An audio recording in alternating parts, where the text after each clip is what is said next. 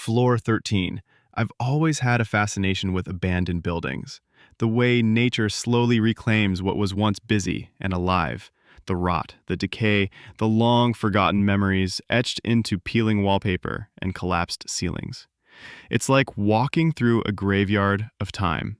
So when I heard rumors about the old Greystone Municipal Building on the edge of town, I had to see it for myself. It had been condemned since the late 90s.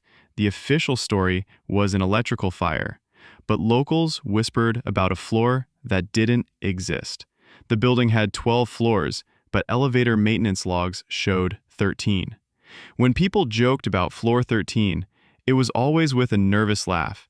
No one claimed to have seen it, just the stories of night guards who quit after one shift, or squatters who vanished. I arrived just before dusk. The building loomed like a forgotten monument, windows shattered like broken teeth, the front doors chained shut, but with enough slack for someone determined.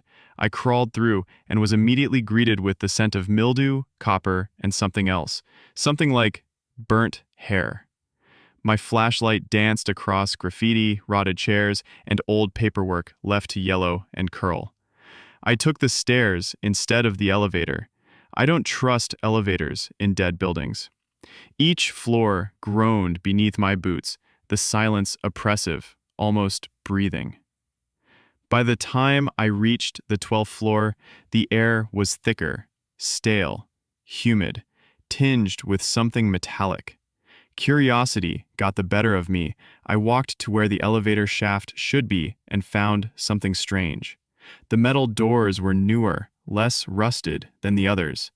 There was a button, a single one, no floor numbers, just a smooth black surface. And yet, when I hovered my hand over it, the button lit up, blood red. I pressed it. The shaft shuddered, machinery whirred to life, groaning like it hadn't moved in years. The elevator arrived, doors creaking open. I hesitated, heart hammering, but I stepped in. The doors closed with a finality that made my spine stiffen. There were no buttons inside, only a mirror, cracked and smeared. In the reflection, my face looked strange. My eyes were too wide, my smile. I wasn't smiling, was I? The elevator moved, slow, too slow. After what felt like 10 minutes, it stopped. The doors opened. No sign, no number. Just a hallway, lit in dim, jaundiced yellow. The floor beneath me was tiled, black and white, but many tiles were missing, revealing darkness below. I stepped out. The air was dead still. The walls were lined with doors, none labeled, some open, most closed. The hallway was endless. I walked. The first room I entered was an office, desks still arranged neatly, but everything coated in dust. A phone behind me. I hadn't done that. I opened it again and stepped into the hallway, but it wasn't the same. The tiles were gone, now just raw concrete. The lights flickered. The doors, every one of them, were now slightly ajar. Something moved behind one of them.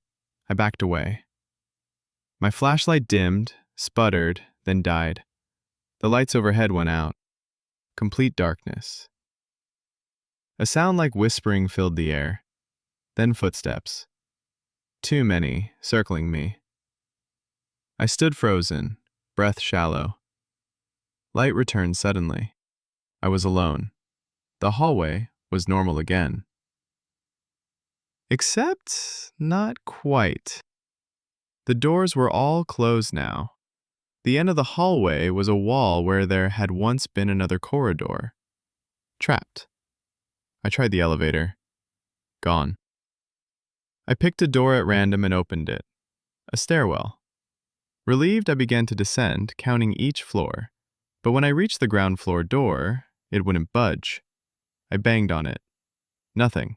I descended further. -1, -2, -3.